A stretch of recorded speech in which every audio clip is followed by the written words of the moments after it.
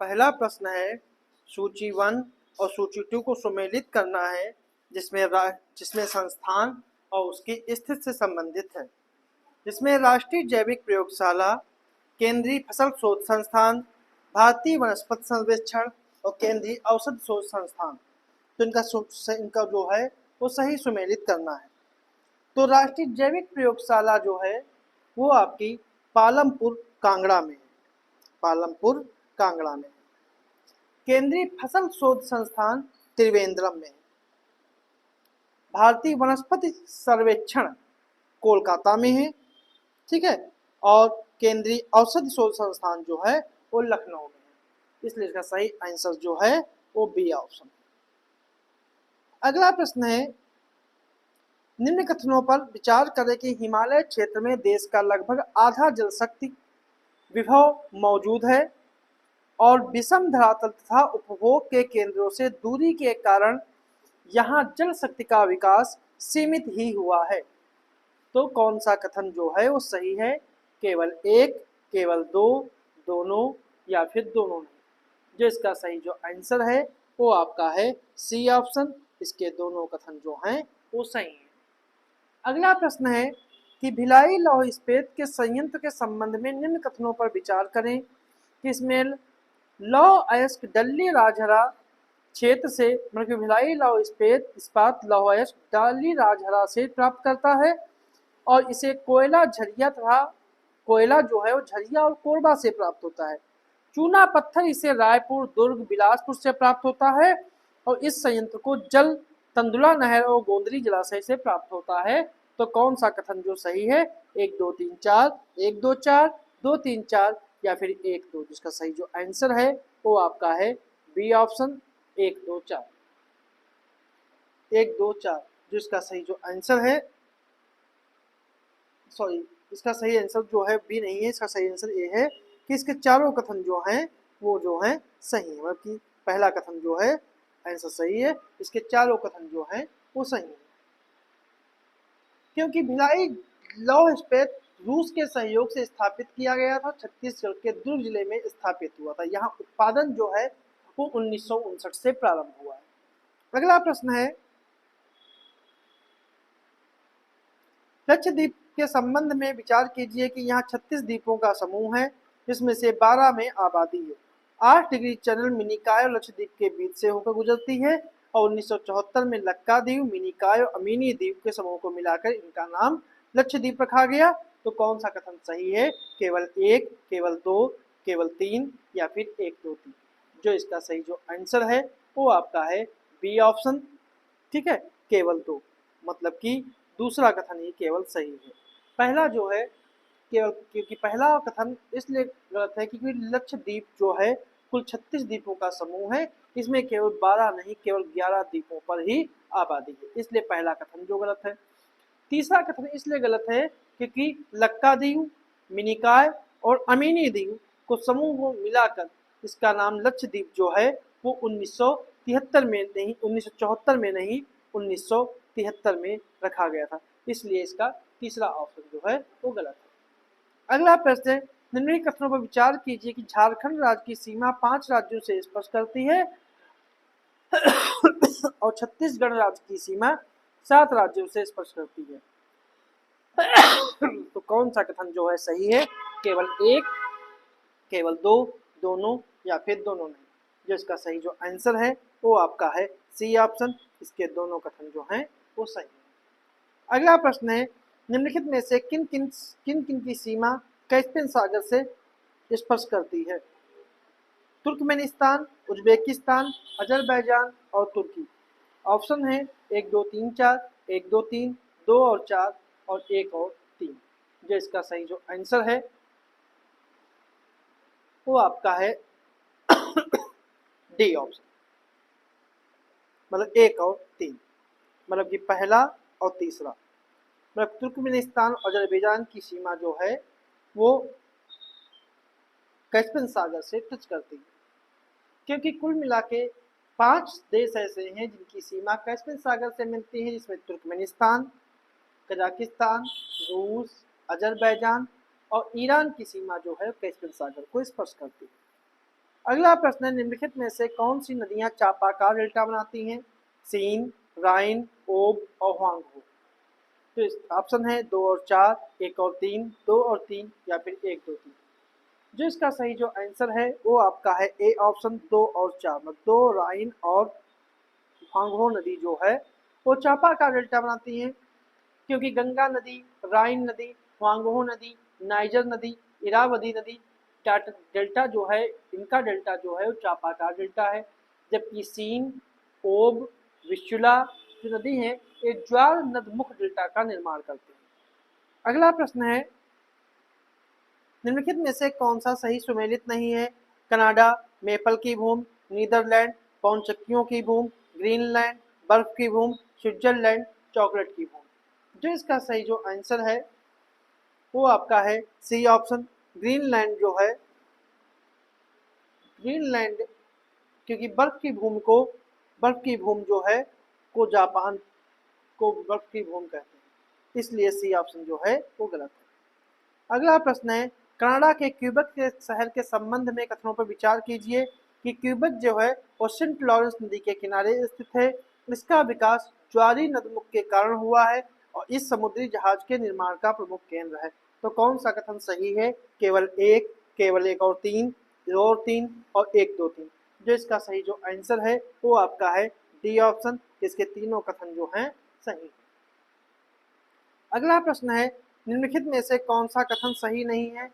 राष्ट्रीय जैव मंडल रिजर्व कार्यक्रम की शुरुआत 1986 में की गई। पहला जैव मंडल आरक्षित क्षेत्र 1986 में नंदा देवी क्षेत्र था। वर्तमान भारत में कुल 18 जैव मंडल आरक्षित क्षेत्र हैं और कच्छ कारण क्षेत्रफल की दृष्टि से सबसे बड़ा जैव मंडल रिजर्व क्षेत्र है। तो कौन सा कथन जो है वो गलत है? जो इसका सही जो आंसर है वो आपका है बी ऑप्शन, कि पहला जैव क्षेत्र 1986 में नंदा देवी क्षेत्र उत्तराखंड था। यही जो है गलत है, क्योंकि भारत में राष्ट्रीय जैव मंडल कार्यक्रम की शुरुआत जो है 1986 में की गई थी और भारत का पहला जैव मंडल क्षेत्र 1986 में नीलगिरी क्षेत्र में स्थापित किया गया था, इसलिए दूसरा कथन जो है वो गलत है। अगला प्रश्न है, भारतीय शासन अधिनियम 1935 के संदर्भ में कौन सा कथन सही है? कि इसमें 321 धाराएं और 10 अनुसूचियां थी। इस अधिनियम के द्वारा संघीय सूची में 58 विषय और राज्य सूची में 51 विषय रखे गए थे। इसमें 11 राज्यों में से 5 राज्यों में द्विसदनी व्यवस्था थी और इसके द्वारा महाश्रृंखला प्रांतों की लेखाओं की ले के लिए महालेखा परीक्षक की नियुक्ति का प्रावधान किया गया था। तो कौन सा कथन जो है वो सही है?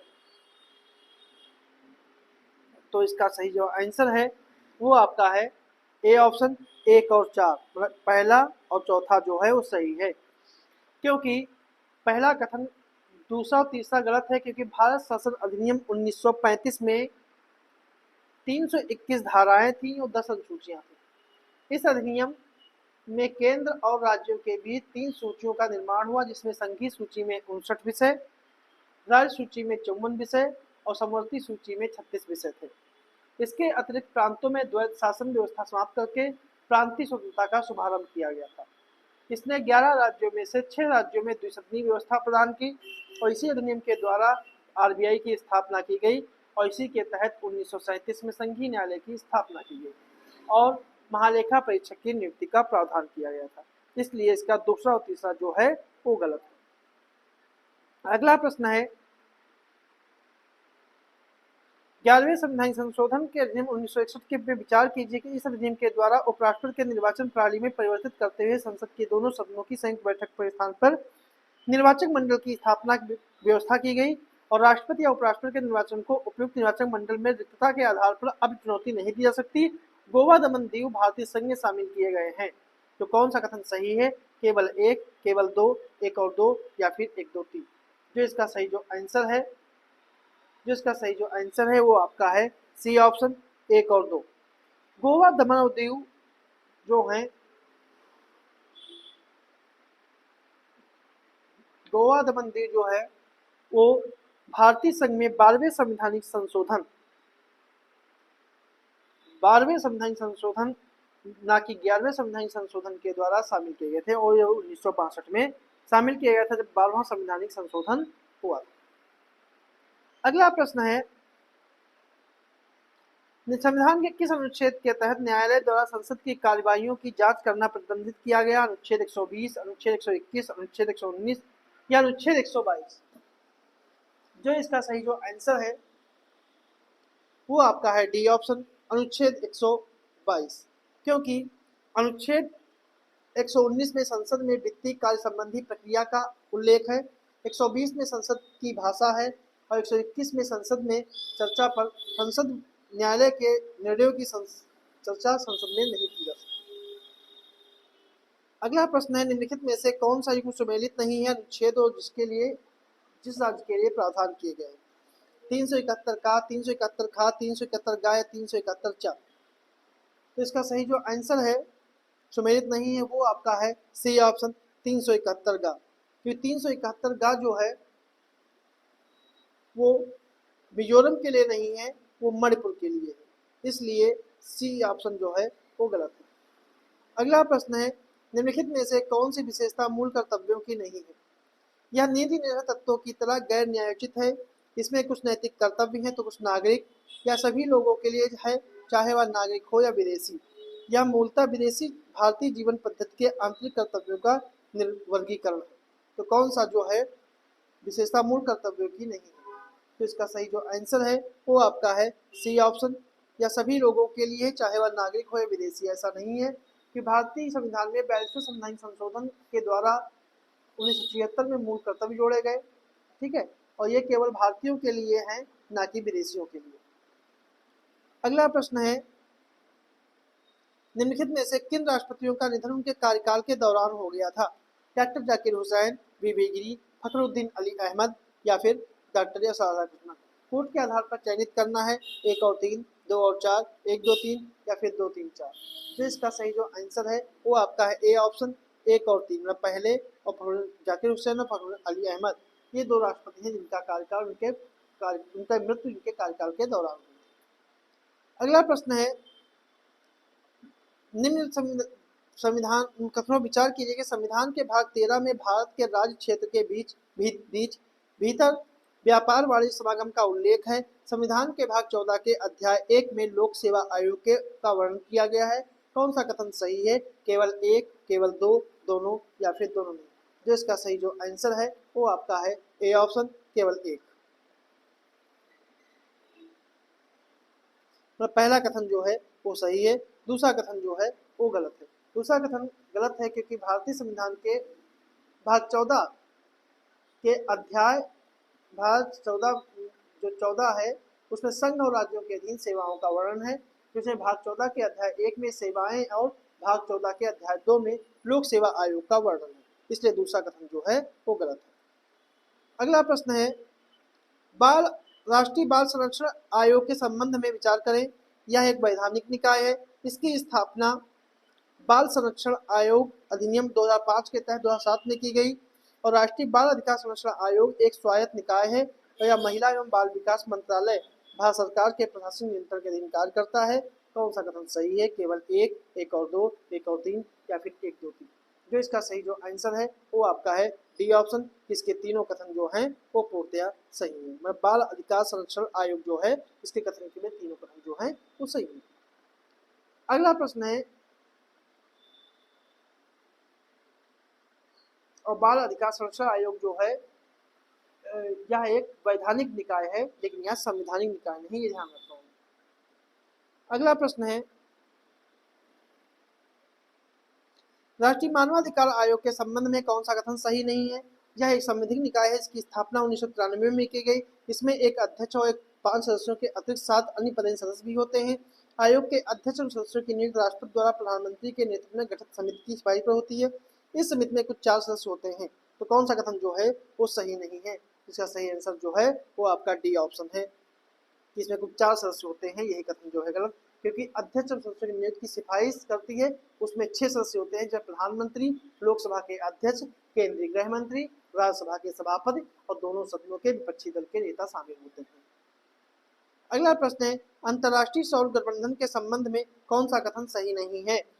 इसकी संकल्पना 2015 के जिनेवा में जलवायु परिवर्तन पर आयोजित संयुक्त राष्ट्र फ्रेमवर्क कन्वेंशन में 22 पार्टियों के सम्मेलन में की गई, जिसकी पहल भारत और फ्रांस के द्वारा की गई। पनामा अंतर्राष्ट्रीय सौर गठबंधन का 98वां सदस्य है और स्पेन अंतर्राष्ट्रीय सौर गठबंधन का 99वां सदस्य है। तो कौन सा कथन जो है वो सही नहीं है?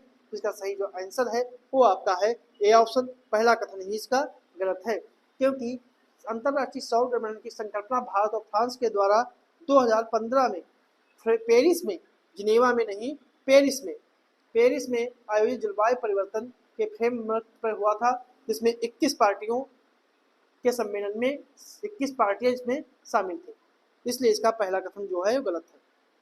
अगला प्रश्न है, ऑक्सफोर्ड इकोनॉमिक्स द्वारा पहला ग्लोबल सिटीज इंडेक्स हाल ही में जारी किया गया, इसमें 163 देशों के 1000 प्रमुख शहरों का मूल्यांकन किया गया, जिसमें प्रथम स्थान पे कौन सा देश रहा? लंदन, न्यूयॉर्क, पेरिस या फिर सिडनी? जिसका सही जो आंसर है वो आपका है न्यूयॉर्क, मतलब कि बी ऑप्शन इसका जो है वो सही है। ठीक है, इसमें सबसे उच्च भारत का शहर है वो दिल्ली जो है, दिल्ली है और उसकी रैंकिंग 350 है। अगला प्रश्न है, हाल ही में सुप्रीम कोर्ट ने निर्णय दिया गया है लोगों को जलवायु परिवर्तन के प्रतिकूल प्रभाव से मुक्त होने का अधिकार है और यह एक विशिष्ट मौलिक अधिकार है। इस अधिकार के स्रोत कौन से अनुच्छेद हैं? 1416, 1420, 1421 या फिर 21 और 37? जिसका सही जो आंसर है वो आपका है सी ऑप्शन, 14 और 21। ये थे हमारे आज के कुछ प्रश्न।